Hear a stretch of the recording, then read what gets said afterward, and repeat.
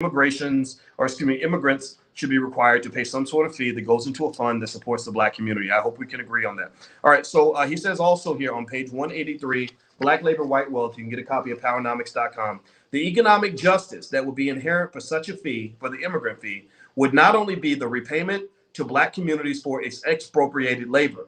The fees would also cushion the new immigrants' drain on social services, establish common ground between the immigrants and Blacks, and repair the economic drain that these ethnic businesses cause in Black communities. So one thing that isn't talked about is how other people drain resources in your community. So if you're talking about the Black wealth conversation, if you're talking about why Black wealth is going down to zero, I want to caution you against what I would consider to be the typical conversation, right? The typical conversation is not a very intelligent conversation about Black wealth. It's a conversation that simply focuses on legitimate issues, right? Maybe like, housing discrimination or job discrimination, things like that. Those are legitimate issues. I think that's fine. But I really think that that's the tip of the iceberg. You're really scratching the surface. When you're really talking about Black wealth, the first thing you have to ask yourself is, where is the wealth going, right? Who took the money? Right? So think about it. If your bank account is short and you don't have the money to pay your bills, or your child shows up and says, I need help paying the rent. Well, the first thing you're going to say is, okay, what did you do with your money? Show me what you did with your money. And then also, let's say your child could have had a job and they didn't take the job because they want to sit at home and play Xbox all day. You would probably say something like, well, you had a chance to make money, but you chose not to do that. So not only are you wasting your money, but you could have had money and you didn't go get it. But then also another factor could be maybe somebody stole their money. Maybe they had some money and somebody robbed them on the way home. So then you might say, well, who took that money and can we get some of that money back? And can we avoid letting that person continuously take their money? Like if your child shows up and says, Mama, I didn't eat lunch today. And you're like, well, why didn't you eat lunch? And you say, well, because the child is like, well, because Billy steals my lunch money every day. Well, I don't know about y'all, but I would go to a teacher and say, y'all need to go deal with Billy before I do, because I'm about to go get up in Billy's ass. I'm about to that sounded kind of weird to say, but y'all get the point. I would literally, me and Billy would have a problem, right? You taking my child's lunch money, that's an issue, right? So basically for Black people have been stealing your lunch money for 300-400 years, right? That's the thing. So that first question on Black wealth, in my view, is who took the money? Where did the money come from? Who stole Black people's wealth in the first place? And then also, when Black people tried to get wealth, remember, you're not the first generation in your community to try to go and get ahead economically. Parents had just as much ambition as you do. Stop acting like you the first Black person in your family to ever think about trying to own something or trying to pass something to their kids. Give me a yes or no if you understand where I'm coming from here. We always believe that we are the first. We the only. I'm the only one. Nobody in my family ever wanted money except me. I'm the only one who wanted to go out here and get money. No, stop that. That's not true. Don't disrespect your ancestors in that way. You had a whole lineage of people that contributed to your mere existence right now. If you go back in one generation, 2 parents came together to create you. You go back 2 generations, 4 people came together to create you, right? You go back 3 generations, you got 16 people, right? Wait, 4 times, sorry, 4 times, so that's 8 people. Sorry, I'm getting the math wrong. You got 8 people. You go back another generation, that's 16 people. Another generation, that's 32. Another one's 64. Another generation, that's 64 times 2, which is what, 128. So you go back about 5 generations, there's 128 people whose DNA all came together to create you. Do you follow what I'm saying? 128 people.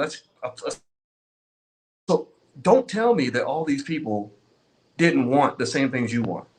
Don't tell me that all these people didn't go out here and say, how do I leave something to my children and grandchildren? Don't tell me those people didn't say, how do I go out and get a piece of this American dream? How do I get a piece of this pie?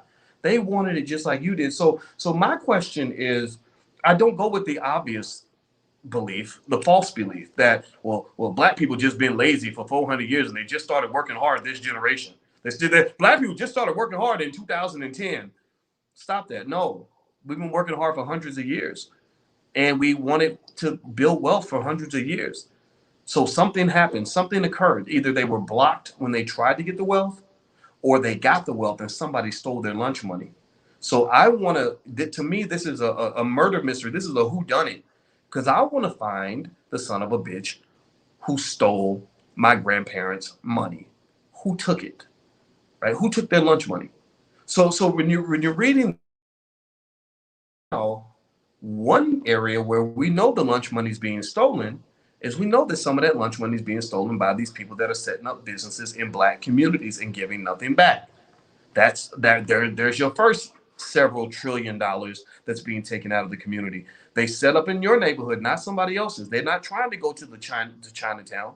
They're not trying to go to where the Arabs live. They're not trying to go to the Jewish community. They're coming to the hood. They come into the Black community, and then because they do everything they can to keep you in these slave schools. The public school system is a bunch of slave schools where you're not taught about economics. Whatever. I don't know what the hell they learning, but the kids ain't even learn. They ain't learning how to read. Right? They're not teaching about economics, so they convince you that no, we're here to serve the Black community. And we like the Black people. You go in the store run by the Arab guys and they're playing. You ever been in there where they're playing the hip hop music and you go in there to buy hair weaves and nail products and all these products that should be owned by Black people, right? Somebody from Pakistan and they playing 50 Cent and they playing Drake and all this other stuff. You know what I'm talking about? Like they understand it, so they know. They're like, okay, these people are suckers. These people are fools. These people are not like us. We don't let people do this to us. We don't let we they are economic whores. We don't operate this way, but they do. So let's just go ahead and say what they want to hear. Let's make them feel good, and so that we can go ahead and get this money and run. Okay, so ultimately, this is the "F you pay me" model that says if you come to this country, you should be required. This is again, these are talking points that will be laid out. If a politician ever sits down with me and says, Dr. Boyce, what can I do to get your endorsement or your support? I'm going to lay these talking points out. When I have talked to people who are celebrity types that speak to these politicians, I say, here, these need to be your talking points that you address when you go talk to these people so they know you're not playing around. So it says also here on page 183 of Black Labor, White Wealth, the strategy would also provide training and investment loans for Blacks to start businesses. Furthermore, just as ethnic immigrants are using revenues generated from their Black-oriented businesses in order to pay transactions costs of their relatives and friends from their homelands to America, Blacks could use the investment funds to cover the bringing in and hiring immigrants of African descent. In fighting for such measures, Blacks could make a national issue out of the racial injustice within American immigration policies. This goes back to what we were reading earlier in the book, where Dr. Anderson explains eloquently how immigration policy has always been used to dilute Black participation in America. There was a time where Black people were 1/3 of the country, damn near approaching half the country, but we were 1/3 of the country that was Black. They said there are too many Black people here. We're going to design immigration laws to water down the population. We need more people in this country who can be classified as white so they can replace Black people in every way imaginable. They can dilute the Black vote. We protect ourselves against all these Negroes, and then more recently, it's getting to the point where they're replacing Black people in the labor class. That's why in a lot of cities, a lot of the jobs, like you go to Chicago, where I live, a lot of those jobs, construction jobs, things like that, they used to be owned by Black people. That Black people used to do. Those jobs are gone. They're sending your kids to school. They're not learning any trades. They're not learning any skills. They literally have become a wasted population. At that point, they have them working in the Burger King, and if that don't work, then they're gonna send them off to jail, or maybe they'll be out slinging dope. But they're not being put in a position where they have skills. So this is where we step in as a community, and I encourage you: make sure your child has a skill, not just an education. They need two things: knowledge and a skill. Education should be part of the process. Education is not the end of the road. Education is the path to the end of the road. So the end of the road is either some sort of knowledge that can be translated into some sort of business venture or whatever, sort of skill. And when I talk about skill, I'm talking about everything from being an electrician to being a dentist. But make sure they know how to do something that where people are required to give them money in order for them to utilize that skill. Do not have your child going to college majoring in business management. That is some ambiguous shit. Like, I am a college professor. I have taught on these campuses for many years. I have taught many business management majors. And a lot of times I literally have no ability to identify what their discernible skill actually is, other than the fact that you have that piece of paper. If you got to show me a piece of paper from a college where you $200,000 in debt, if you have to show me a piece of paper from a college to convince me that you have skill, that probably means that you have no skill. Do you understand what I'm saying? I want the kids to have the kind of skill that you do not need paper in order to prove. Like, if the only skill you have is, well, I got the bachelor's degree, here's my piece of paper. Congratulations to you. But that it's hard to convince a boss, and I'm a boss. Make no mistake about it. I have run a company for many years now. When I'm looking for who I want to hire, I've never ever hired a person and asked them to show me a piece of paper as proof that they can do the job. I have never ever asked. I have a bunch of people on my staff, and if you would have asked me how many of them have bachelor's degrees, I couldn't tell you.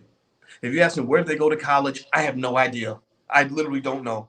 It'll come up in conversation. I only have a GED, Dr. Boyce. Really? Oh, wow. I had no idea. I thought you went to Yale or something. You're pretty smart. Right? But here's the thing. I know a smart person when I see them. So I know a person with knowledge when I see them. And I also know a person with skill when I see it. Like if my plumbing is broken in my house and you can fix it, it's like, oh, you got skill I don't have. So I got to pay you money to get access to the skill that you have because I can't do that myself. So be very careful about these ambiguous college majors and this ambiguous education where it's like because I was in a building and went to school, educated now, and that's a huge rope-a-dope. So I encourage you to consider when you're talking about even little things like little girls coming out of school knowing how to do hair. That's huge. That's huge. Don't look down on that stuff because at least she has an identifiable skill that people are willing to give her money to do. Now, at that point, that little girl who knows how to do hair also needs to learn how to start a business so that she can position herself at the top of the food chain. So she's not going to get exploited by somebody else's economic power play. You follow what I'm saying? So let me keep going. Let me keep reading here. All right. So he says the investment fund strategy will provide training and investment loans for blacks to start businesses. Furthermore, just as ethnic immigrants are using revenues to generate it from the black-oriented businesses in order to pay transportation costs of their relatives and friends from their homelands in America, blacks could use the investment funds to cover the cost of bringing in and hiring immigrants of African descent. I think I already read that. Okay. Number 3, there is no historical justification for providing affirmative action relief. Asians, Hispanics, the disabled, gays, abused wives, or senior citizens. People in these categories haven't suffered throughout American history. Blacks must refocus the national agenda on race, then extricate themselves from the catch-all category of minority. So that's really, really important. A lot of people will slip in a rope-a-dope conversation where they'll say, well, it's really not racism, it's really poverty. Poverty is a real issue. We got to really fix poverty. And I remember going through that with a white woman. I was debating with a white woman who I thought was an ally back when I was 19 years old. This was before I understood politics the way that I did. At that time, I was a card-carrying Democrat in every way. Now I don't vote for either party, but back then that's what I was, right? And I remember thinking, little things like oh, Bill Clinton's gonna save the world, and all this other stuff. The Republicans are the only racists that are out here. I used to believe these things, and I was talking to this white woman, and I remember she said I was talking about racism and some of the things I'd seen as a black person, and I remember she said, no, the real issue isn't really race, it's poverty. We need to eliminate poverty. And I remember just suddenly in that one moment, I felt the whole weight of the world on my shoulders. In that very moment, I felt like somebody had put a 10,000-pound gorilla on my back. I said, so I got to end poverty in order to fight racism? Like before we can even get around to racism, I got to make sure every poor person isn't poor anymore and totally forget about race. That didn't feel right to me. It felt overwhelming. Like that's a big job. It's like drinking the ocean. I can't fix poverty in the United. How the hell are we gonna do that? And so years later, when I reflect on that conversation, I realize that happens all the time when they put you in this group of minority or you're not a white male. So you've got in universities are bastions for sort of teaching this ideology. They mix it in with that term cross sectional. Now, I don't think the term cross-sectional is a word that should be banned or it's always bad, but I think you have to be very specific and very careful about allowing that sort of terminology to be used to describe what black people are going through. There is a difference between being black and being gay, or there's a difference in being black and being a white woman, because white women are getting wealth, crazy wealth behind the white man. He might be mean to him. He might have mistreated him. I mean, white men have treated white women really badly. Like if you look at the history, it's pretty terrible, but they still get to go to bed with him every night and they still got a piece of that money. They got to live in the same house with him. And that's a different experience from being black. right? So ultimately, I think it's really important to make sure that we separate off. We say, okay, you know what? I'm all for the coalitions. I think all that's great, but I'm not going to put more energy into the coalition than I'm going to put into making sure that my people get what they need. And if you want me in your coalition, I can participate, but you're going to have to give me as much as I give you. And I think that's the key issue. Like if we're going to get in the car together and ride to work, like I'm driving my car to work, you're driving yours, and you say, hey, we could save gas and get there faster if we took the same car, because we could ride in the commuter lane, and it would be more efficient that way. I'm not going to argue with that. I'm not going to tell you in the car you raggedy SOB. No, some white people might not be so bad to work with, but my thought is like, I'm gonna be like, okay, so whose car we gonna drive? Who's gonna pay for the gas? Who's driving the car actually anyway? Who owns the damn car? Right?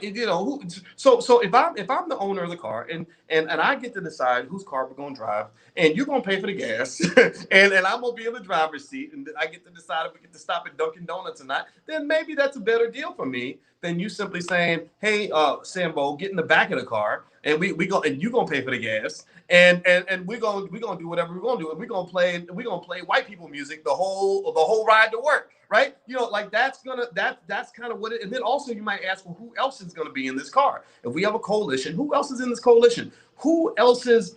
Because remember, when we're forming a union, the union is an odd thing. It's like forming a gang. If I join a gang with you, that means that what that means you got to cover up for my BS. I got to cover up for yours, right? I got to come through for you when you call me. You got to come through for me when I call you. That's cool, but you can't be in a gang with everybody, because some people are bringing craziness to your space. Some people you're like, I can't be in a gang with him because he's always getting into it. He's always out here shooting and stuff. He's gonna get everybody killed, right? So not every coalition makes sense, right? So when black people form these coalitions and the Democrats are like, we're gonna throw in the kitchen sink. Everybody who's not a white Republican is gonna be thrown into this big category, and all of us are the same, all for one for all. There's a benefit, sure, in the numbers get bigger and all that. The downside is that you end up co-signing on things that are not consistent with your values. I can tell you right now that the vast majority of the black people that I see in this space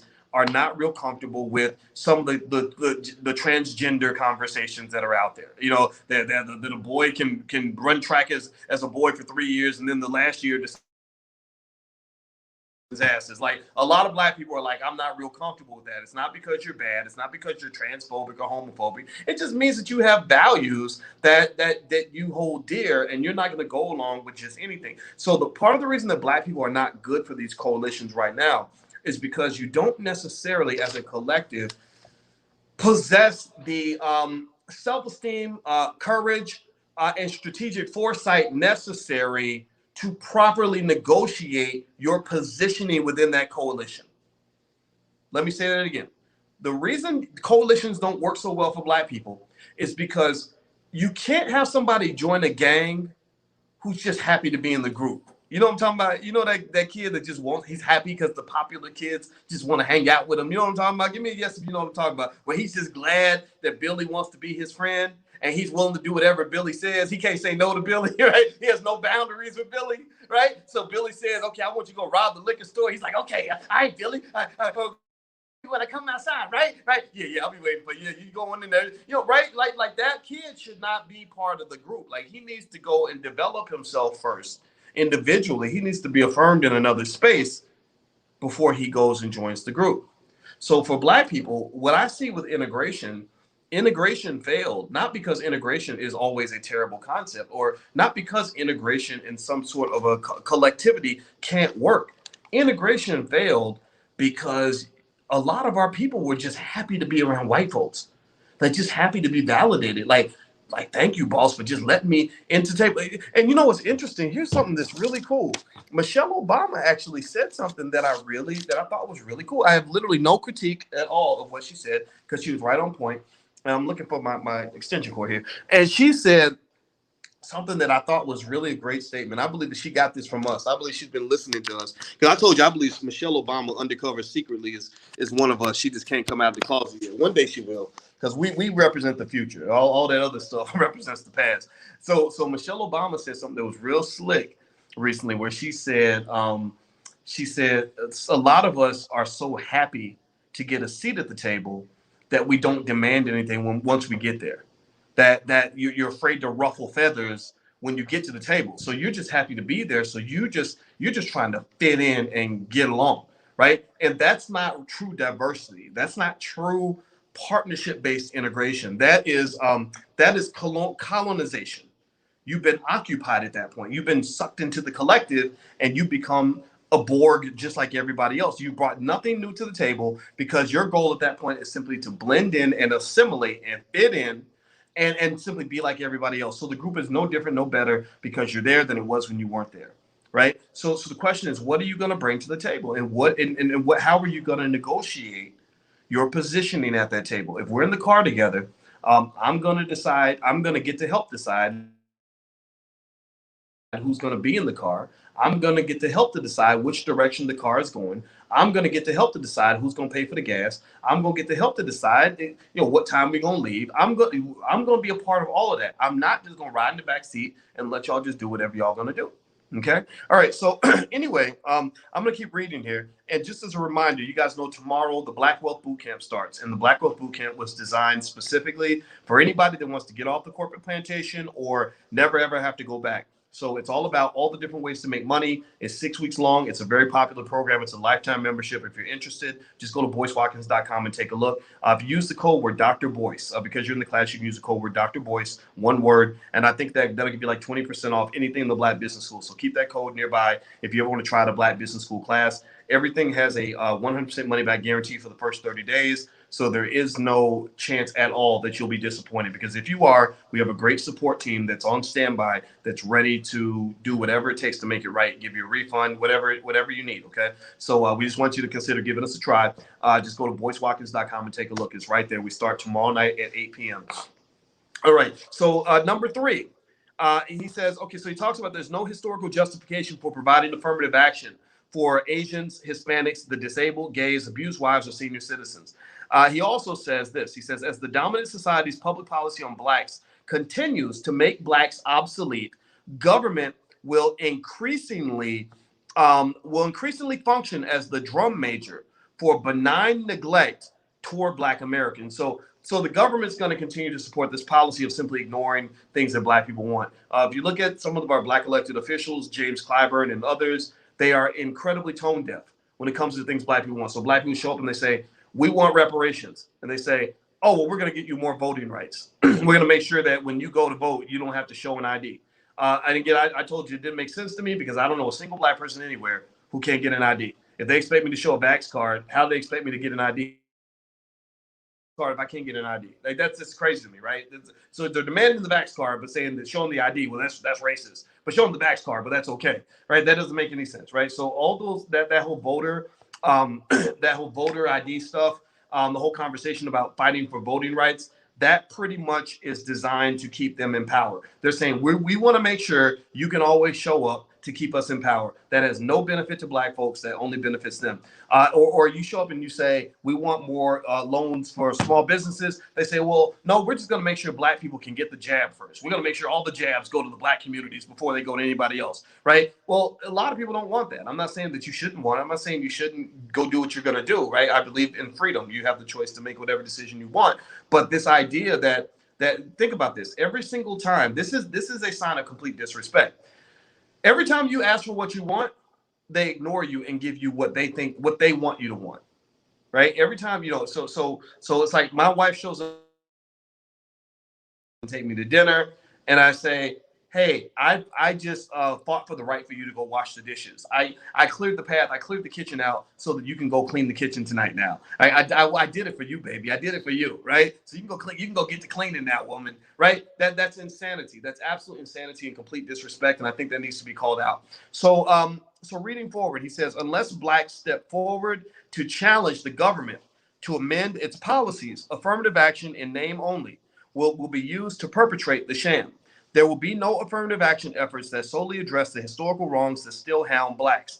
Instead, affirmative action programs will be nothing more than empty shells for addressing the needs of ambiguous, amorphous groupings. Affirmative action provisions should be meted out on a ranking or scale that determines the most needy and the most worthy. In addition, public policy remedies must be restructured for the narrow purpose of redress to blacks. The justification for such measures is this: Hispanics, white women, and other minorities were not statutorily enslaved, Jim Crowed, or racially segregated. Redress should be directed towards specific injured groups and not to non-injured classes who now seek to benefit from the affirmative action programs that were originally designed to address the historical suffering of blacks. Qualifications for reparation type programs should include a scale to measure the degree and extent of historical oppression, as well as the magnitude of contribution the potential reparation recipients made toward the development of the nation. So Dr. Anderson is arguing that affirmative action programs shouldn't be the same for everybody. Every person who is not a white male should not be put in the same category as every other person who's not a white male. Also, the amount to which you have contributed to the development of America should be included as well. Nobody has contributed more to American wealth than black people. If you look back and you go back to 1680, 1670, when white people were really struggling, when America was struggling, it was black labor that made things pop. That's what made the wealth thing kind of happen. So he says applications for affirmative action or reparation benefits should also include a scale to both assess the extent to which the applicants sustained statutory abuses by the government and measure the length of the potential recipient's residence in this country. So if you're new, you can't fit in to what black people are going through. We've been here. This is our country. We've been here. And there's nothing wrong with saying this. I know people will spin it into, well, that's anti-immigrant and that's divisive and that's wrong. That's a bunch of BS. Because I know people specifically who tried to immigrate to other countries. And most other countries have a policy that says it's our people first. I know a person who's trying to immigrate to Denmark, and she married a man in Denmark. And even Denmark is like, we don't care if you married him or not. We don't care if you got a half Denmark baby. Your baby is one of us, but you're not because you weren't born here, right? So most countries have that in their laws. It's not like we're doing something strange or crazy. This is what you call common sense. This is called protecting what's yours. Now, you can be, I guess, open and giving if you have abundance. If we're sitting on, tons of wealth and everything's easy and wonderful, then yeah, you can give some things away. You can give some space away. You got some slack. But black people don't have that. You go to our communities, the communities are broken and struggling. Families are struggling. People are getting killed on all these blocks in black neighborhoods. It's kind of chaotic. So we don't have the luxury to just give away all the benefits that are owed to us. And your one opportunity to get some of that back is election season. And the way they control you is they go to black media outlets. They go to the boule. They go to the people, the elite Negroes who run the media outlets, and they pay them lots and lots of money to push a certain message. And they keep it dumb. I was listening to one of the morning shows. I don't know which one it was. I'm not here to pick no fights with nobody, so I'm not even going to say which one it was. I think I know which one it was, but I'm not going to make fun. You can imagine, just pick any of the urban morning shows. And I was listening to how stereotypical it sounded. It was literally a black man saying something like silly and sexual, like, well, if you go get some booty, and then you heard a black woman in the background, y'all know what I'm talking about? You know what I'm talking about? I'm not gonna tell you. I don't know which show it was. I don't know, but you can probably guess which one it was, right? And I was just sitting there thinking, I said, wow, this is so interesting that they keep us on the clown frequency. Right? They keep us on the clown frequency. So when I've gone to some of these shows, and I've been on a few, I've been on a lot of out in different media outlets. I remember having them say, no, doc, that word was too long. You can't use a word like that on the radio. Ain't nobody gonna understand what you're saying. And I'm like, but don't we want people to be more intelligent? Because I can explain what the word means. Like, you know what it was? I think I made reference to how media destroys the prefrontal cortex of your brain, which disrupts your logical thinking, your ability to think strategically and critically and to make plans. Your brain, that's the only part of your brain that separates you from an animal. I don't know if y'all know that animals can't plan for the future. If you give a dog 7 days worth of food, the dog is he's not like he's going to eat a little bit every day and try to stretch it out and make a plan. The dog is going to eat 7 days worth of food on the first day, and then he's going to starve for the other 6 days. So a lot of our people, if you look around, you'll see people that live their life the same way. They live it up right now, instant gratification. I'm gonna have it all right now, babies, mamas, and throwing money at the club and living my life on the edge. You know, YOLO, you only live once, whatever. And then they're struggling later on because they didn't make a plan, right? So my argument is that part of the reason that people do this is because there's a huge cultural influence toward instant gratification. You know, like even with black men in sexual discipline, you know, every man thinks about sex, every woman thinks about sex, but there are some people who say, you know, like I'll give you an example. When I talk to my wife about, you know, some of our experiences with dating and all that, she talks about like how, you know, she's like, yeah, I remember one time there was this guy who offered to pay my rent when I didn't have any money, and he said I'll pay your rent if you would just let me keep this box in your closet. And she knew he was a dope dealer because he had the big old gold chain and the Mercedes and all that. And she said, I do not want to get shot. And I'm not trying to go get 40 years in prison keeping your box in my closet. Like, no, I'm not going to let you pay my rent. Whereas there are a lot of people that might think that's exciting. There are a lot of women who might say, yeah, but he's so funny. He's such a nice man. And right? And next thing you know, you're sitting there and you got a 40-year prison sentence, and that man ain't even visiting you behind bars. There's thousands and thousands of women that are in prison right now behind whatever dirt their man was doing. There are hundreds or probably thousands of women that have been murdered because of things that their man was into, right? Or the same thing is true with men choosing the wrong women, right? So this ability to think strategically is a critical for Black survival. So what is interesting though is I feel like in media, when I watch media and I watch how people respond when things go wrong, people want another rapper die from a drug overdose. What can we learn from that? Well, we don't learn nothing. You know what we do? We throw up prayers and we say, "Oh, R.I.P." or you know, young Whippy. He was a great man, and he had bought a nice house and a Bentley for his wife and his, you know, whatever, and you know, and like R.I.P.s and your, you know, prayers up and all that. But ain't nobody saying like, what can we learn from this? How do we stop this from happening? Like, what's the who done it? Like, what's the cause of this?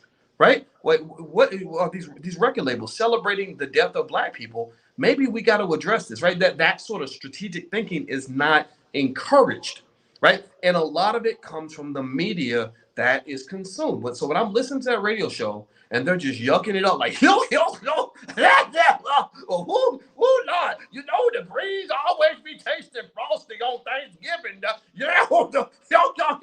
I'm literally thinking, this is so interesting. They take some of our smartest, most powerful people, and they turn them into adolescent clowns. Like literally, you're a 45-year-old teenager and you're a clown.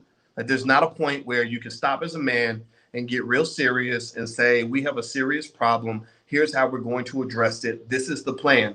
No, everything's yucking it up. Everything is YOLO. Because that Black victimhood can kick in, right? Like we're just Black. We know things are gonna go bad. We know our relatives are gonna die early. Big Mama's gonna get her foot cut off from diabetes because ain't nobody ever talked about, you know, eating healthy food. You know, all of this, right? Little Rerun's gonna get shot you know, because he out thugging in the street. You know, the XYZ is gonna happen to the daughter. She's gonna have 4 babies, daddies that ain't paying child support because that's just because they were handsome and the sex was good, right? Again, that instant gratification. So that point I had, or that interesting conversation, it was actually Chicago's biggest urban radio station. I think it's V103 or something like that. That was when the guy said it was like a comedian, you know, because they always put a comedian on these shows because that's what it is, right? The Black man is there. You know, if you make people laugh, that's a good way to get ahead. It's been true all throughout history. And he was the one that kind of said, he said, "Whoa, Doc, don't use that long word." And that's and what I referenced was the prefrontal cortex. And I said, well, man, I can explain what it is, and it's critical to understand this because your people are struggling because you're not thinking critically.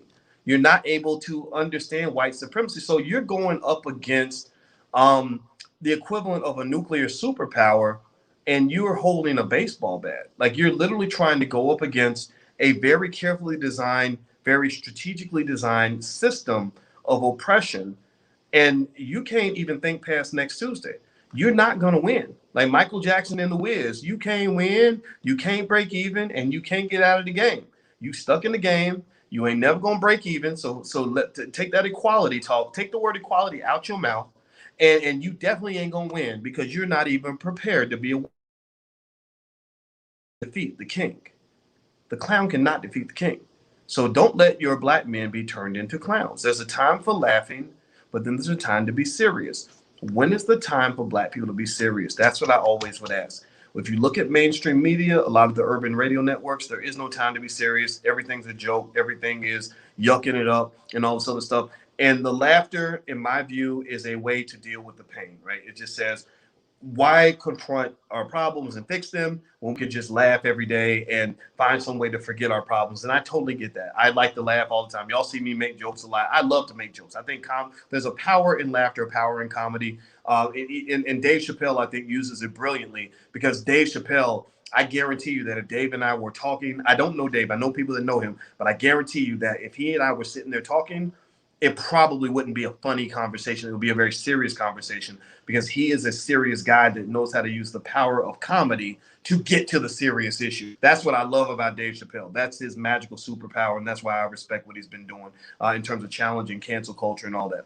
All right, so let me keep reading here. We'll keep on going, and don't forget, my website is boycewatkins.com if you want to see the other stuff we have going on. And just as a reminder, on Tuesday we have stock market investing class. I know this week we had a little bit of a disruption, but next week we're back on track. And then also Wednesday we do the book club, and then Thursday we do the Black Wealth Boot Camp. And so in the code, some of you are asking about the code to get the discount in the Black Business School. The code word is Dr. Boyce, all one word, Dr. Boyce. And you can get 20% off anything in the Black Business School. So feel free to take a look. We have a business school for children. We have a lot of great programs on real estate and all kinds of stuff. And I'll let you guys know about some other things we have going on. We have a generational wealth conference coming up in March. My book is going to be released. It's called The 10 Commandments of Black Economic Power.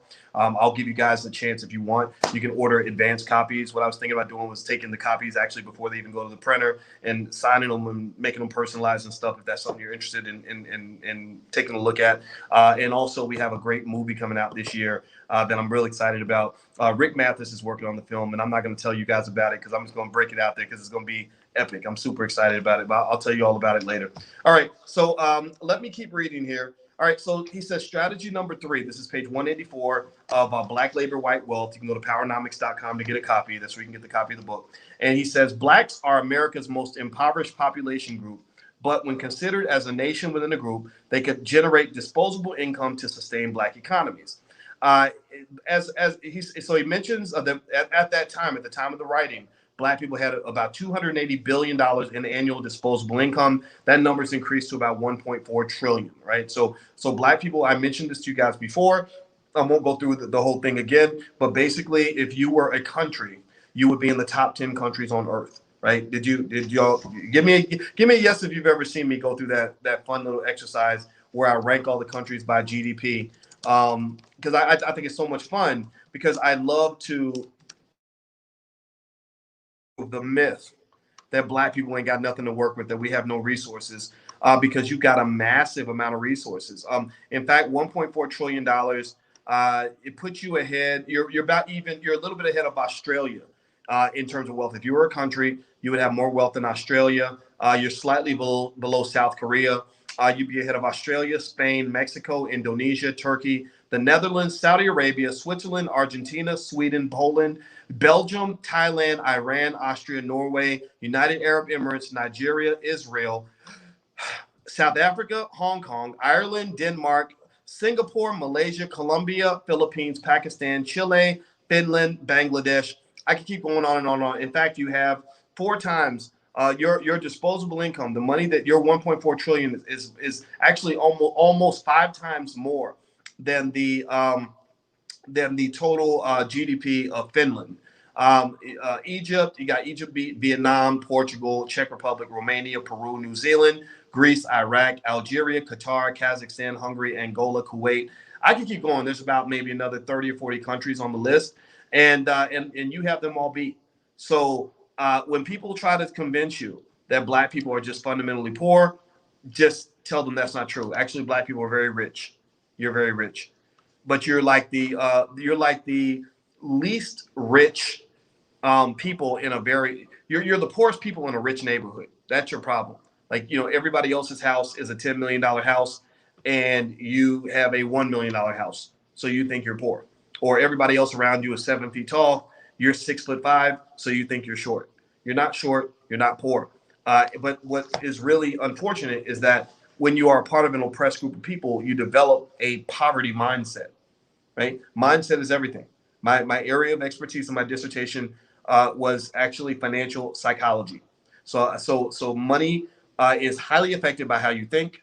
Money affects the way how much you think, also how much you have relative to other people affects how you think. That's one of the reasons why I was mentioning to you guys earlier, actually today, that you got to be really careful about mainstream media and social media.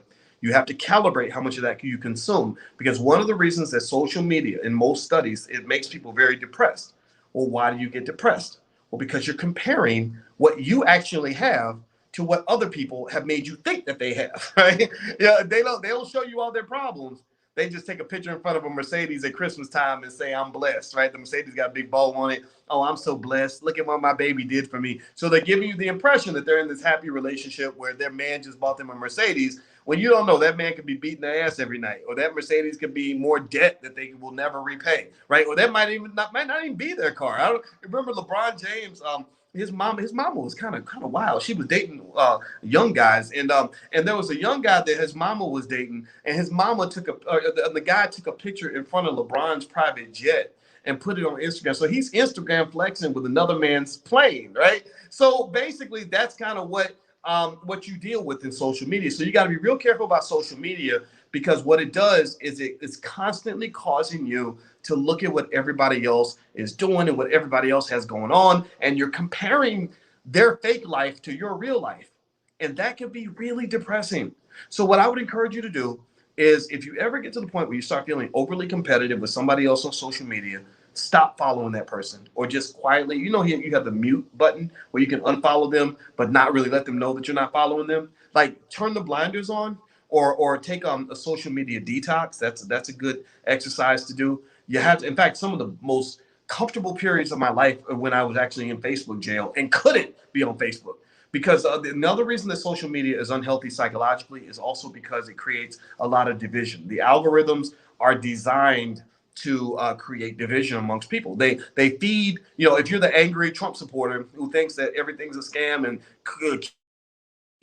they're going to feed you more QAnon content, right? But if you're the liberal who thinks that all the Trump supporters are crazy, and that the Capitol riots, they were trying to take down the country and all that, well, they're going to feed you more stuff that's going to affirm that perspective. And I think all that's extreme. I don't think the Capitol rioters, first of all, that was one of about 500 different riots that occurred in 2020. I thought they should have invested. If you're going to investigate one, why not investigate them all? Like, seriously, I don't understand what's the difference in that one and all the other ones, right? It's bigger, of course, but that's about it. And then the other thing is, I don't understand how I still can't figure out why the Pentagon is right down the street with all these military helicopters and soldiers and tanks, and that you spend $1 trillion a year on, and you can't defend the Capitol against a bunch of hillbillies with baseball bats. I didn't understand. I just didn't get it. Nobody's explained that to me yet. Right? But that's how politics kind of works.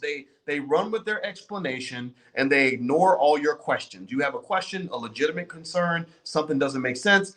Their job is like, just look, we're to the other side. And any therapist will tell you that if you ever want to ruin a marriage or a friendship or ruin a relationship with anyone, then put yourself in a mindset where you don't listen to the other perspective.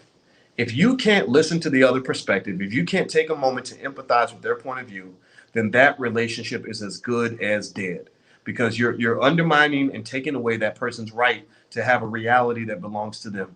I learned that as a married man. I learned this is one of those survival skills you learn in marriage. So when my wife starts coming to me with some stuff that sounds like it's from outer space, because you know how it is. Men really, we think differently from women. That happens in our marriage. So my wife would come in and say something that don't make no damn sense. First thing I learned how to do is see it from her perspective. Wow, that must really be hard for you. Wow, so how do you deal with that? I left my socks on the floor and that made you think the house was going to burn down. Well, why? I mean, yeah, I can understand how you would have felt that way. It's hard. It's so hard. But once I mastered that superpower, it became so much easier because, and this is another thing, I got to give Oprah credit for this, because she's the first person I ever heard say this. And she said, everybody wants to be heard. Like that's a little secret for y'all. Anybody who wants to preserve relationships, because remember, relationships are important for wealth. It's important for building and maintaining family. It's important for all of that. Like this whole crazy narcissism that they're pushing, extreme feminism, or this toxic, alpha maleism. I'm an alpha male. That means I'm gonna stomp on everybody. All that stuff is stupid. That don't work for family. That works for baby mama, baby daddy drama. If you try to always be the alpha and crush everybody else's perspective because you're supposed to be the man, you're gonna die by all alone by yourself. You're gonna be the old man in the nursing home that ain't nobody coming to visit because you were an asshole your whole life. If you're the woman who's the strong, independent woman who don't need no man, there ain't no man gonna tell me what to do. Well, guess what? Ain't no man gonna be around for that, because the decent men I know don't put up with none of that nonsense. Fellas, please confirm that if you are a decent man and you know what I'm talking about. Solid men see craziness from a mile away. We avoid that because I'm not trying to get locked up because you got triggered and you decided you want to throw the frying pan across the kitchen. We're not going to handle our disputes that way. I'm not going to jail because I know I'm a black man. If the cops come to the house and there's a domestic disturbance, they're going to lock me up, right? So these are little life hacks for black people that I encourage you to consider. And these life hacks, in terms of learning how to empathize and hear from people that are different from you, I encourage you, like just as this Uncle Boyce advice, go find somebody who really says some stuff that just makes no sense to you and try to practice listening and empathizing and trying to see if you can at least see their point of view. Okay, I'm gonna go to your side and I'm going to validate what you said. Then maybe that'll give you room or get you to give me room to validate what I said. Some people may not do it. Like, in fact, I saw a good quote where somebody said that therapy is to help people deal with their relatives who refuse to go to therapy, right? So it's hard, right? Because you got all the training, you learned how to do all these things. Your crazy cousin didn't, right? So sometimes you have to cut people off. Sometimes you got to distance yourself. But most of the time, what I find is the ability to listen to others goes a long way to preserving relationships. So why do I bring that up? I bring that up not just because I think this is a great point for me to share with you in hopes that it helps you, but also because that's what's happening to our country. Watch social media. Just pay attention to how people engage with each other. They don't listen to each other. If you ask a Democrat, okay, tell me 3 things that you've heard a Republican say that you can really agree with without a condition, without saying, yeah, but Trump, yeah, but this, yeah, but that. They can't do it. Well, if you ask a Republican, same thing. Like, give me 3 things the liberals believe in that you actually can support. They can't really do that, right? But, so I would encourage you to be different from that. Step away from that, right? Your goal is to come together, right? So this is our opportunity. When white people start fighting, that is the opportunity for oppressed groups to actually liberate themselves. In the Vietnam, Ho Chi Minh, Vietnam had been oppressed by the French for a very long time. Ho Chi Minh in World War II, when the French were getting their ass kicked by the Germans, Ho Chi Minh saw that as an opportunity to liberate Vietnam.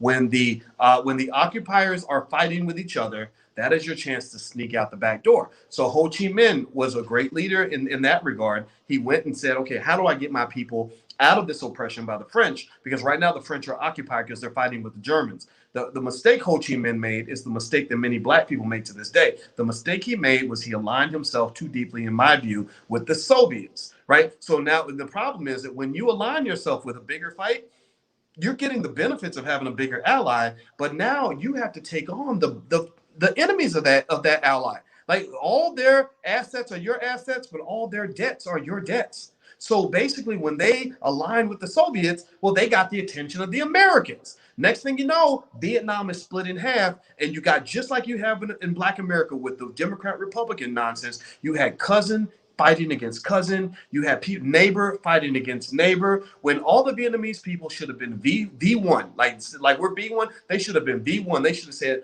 all of y'all, the communists, get the hell out. The Americans, get the hell out. This is our country. We don't want you here. I don't know if they could have pulled it off, but that would have been the right approach to take with this. So with black people, it's the same thing.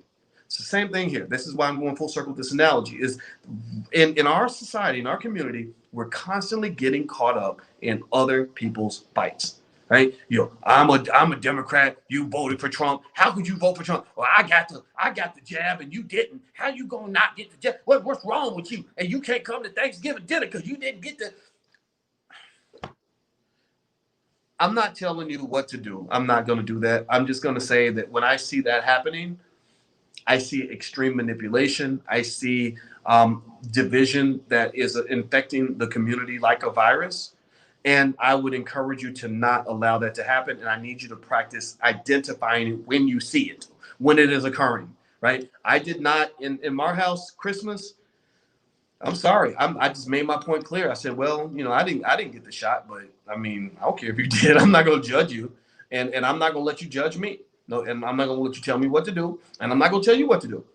Because look, I just saw this. I saw this report that said everybody was getting it anyway. So maybe we need to listen to Queen Afua and go and take care of our immune systems. Maybe we need to. Maybe there is no solution. You got everything: monoclonal antibodies. You got jabs you can get. Right? Do you? But we're not breaking this family up. If we're gonna all go down together, we're gonna go down together. And here's what's the crazy part: is that the virus did hit our family. And the people that got it were the ones who had the jab. I didn't get it. I was ready. I hugged and kissed the person who had it, and I didn't get it. So I'm not, don't get me wrong. I'm not underestimated, though. I'm not in any way, if you were affected by it directly, my heart goes out to you. And I do not want you to think that I'm belittling or minimizing what you went through. I'm just saying that I think in this whole situation, nobody really knows what's going on. It's just some people pretend like they know. It's like religion, like one group says, well, streets paved with gold and you're going to have beautiful virgins that you get to marry. And then somebody else says, no, when you get to heaven, they're going to give you a Domino's pizza and a pair of Jordans, right? Somebody else is like, no, heaven don't look like that. That's what heaven, and you're all arguing over heaven, but ain't none of y'all get dead. None of y'all know what's going to happen in heaven. So just believe what you're going to believe. Like whatever helps you sleep at night, then believe that. And leave other people alone. Stop trying to crusade with your ideology. I don't think that's healthy. I really don't believe that, right? So be clear about who you are, though. Like I'm very clear about what I believe and what I stand for, but I try my best not to be overly judgmental of others because that does create division, okay? So create that unity. Unity is your power. All right, so let me keep reading here. I'm reading on page 184, Black Labor, White Wealth. You can get a copy at powernomics.com. So Dr. Anderson says here, he says, to survive the rapidly approaching pluralistic society, blacks must create a black economy. To develop economically, black dollars must bounce or exchange hands 8 to 10 times before leaving the black community. Contained and recirculated dollars within black communities would stimulate business, create employment opportunities, and expand tax bases. Analysis.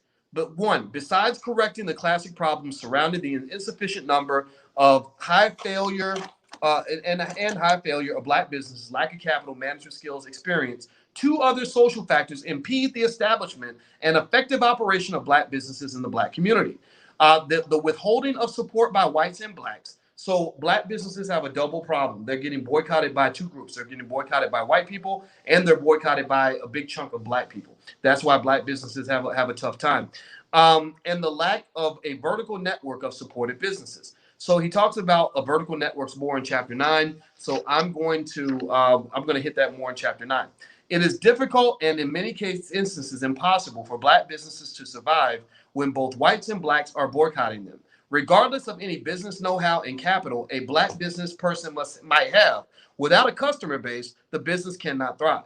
White society avoids doing business with blacks. However, blacks now boycott black businesses also as they pursue the integration dream.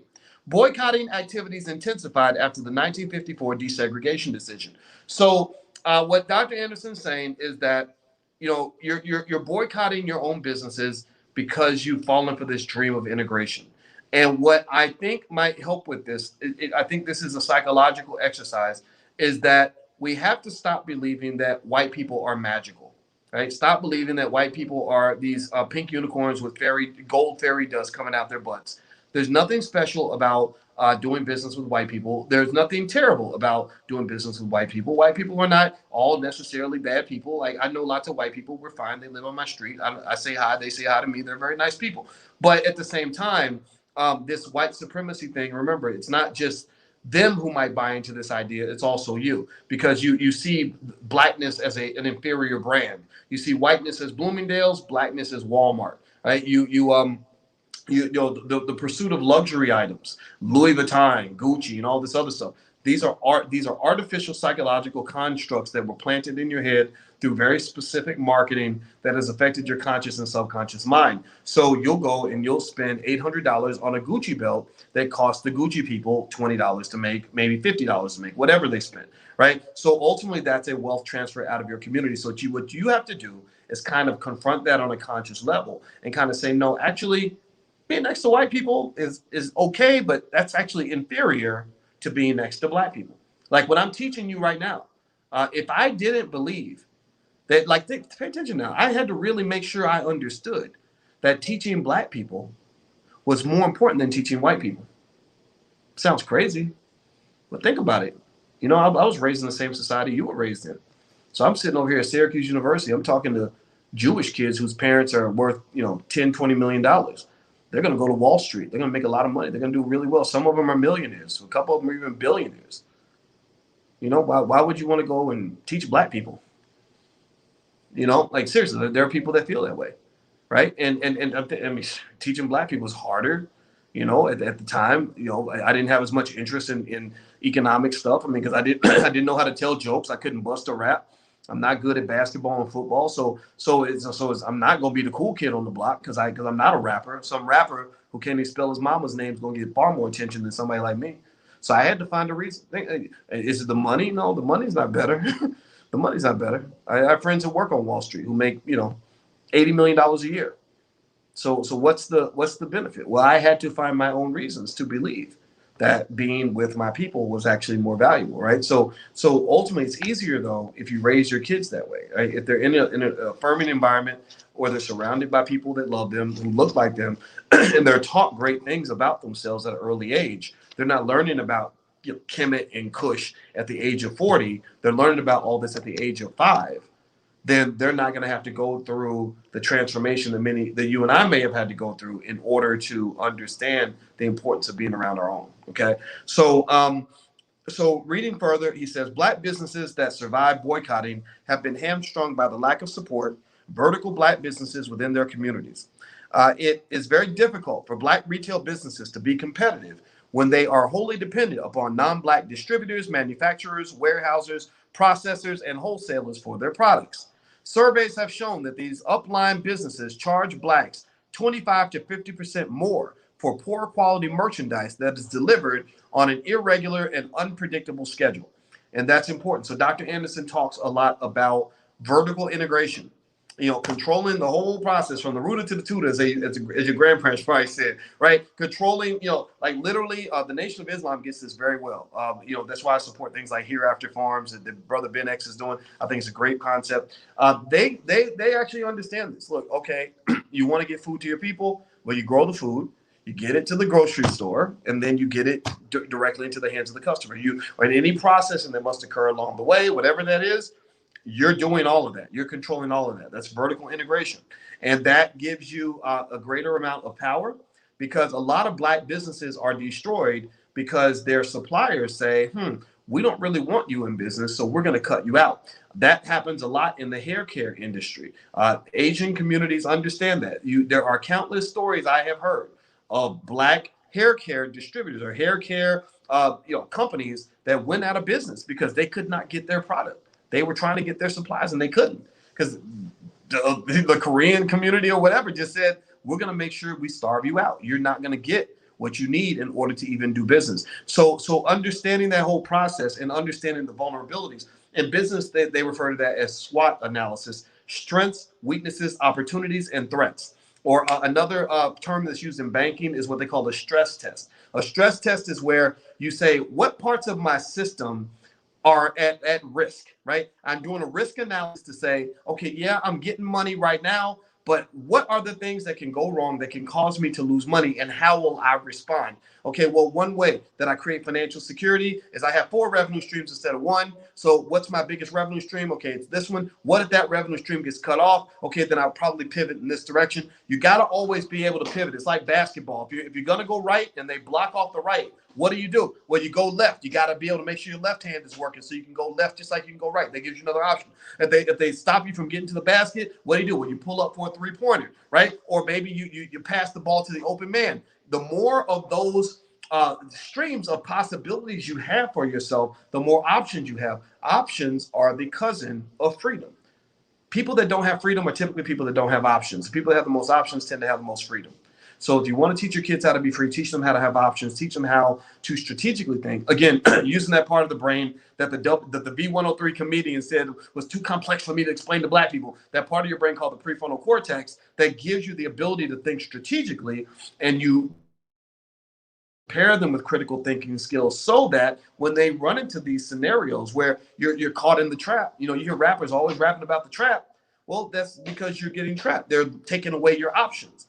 Well, the best way to deal with a trap is to be strategically enough of a strategical thinker that you know how to get out of the trap, right? Like basketball. In basketball, they literally have a play called the trap, where you drill the ball down the court, two guys trap you, right? Well, a good point guard can get out of the trap.